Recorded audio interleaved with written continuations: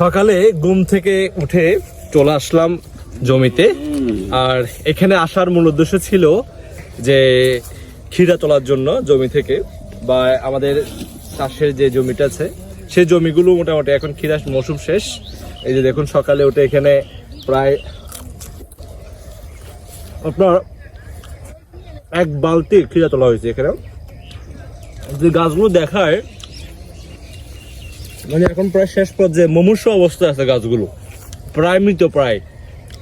আর আপনার কষ্টি কষ্টি শশাগুলো মানে ক্ষীরাগুলো খাইতে এত টেস্ট যেটা হয়তো বলার বাইরে।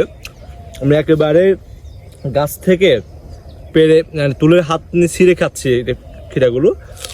ওখানে অলরেডি প্রায় এক বালতি ক্ষীরা আছে। ক্ষীরাগুলো একটু দেখাই আপনাদেরকে। এই যে দেখুন এখানে প্রায় এক বালতি ক্ষীরা।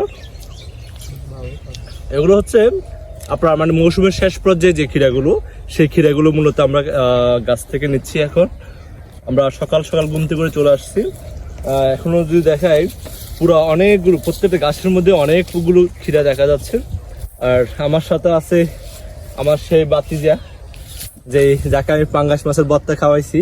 আর সেই বাতিজা অলরেডি আছে আমাদের সাথে। আমরা কাজ করার জন্য চলে আসছি সকাল সকাল মাঠের মধ্যে, খালি মাঠের মধ্যে কাজ করতে আসছি।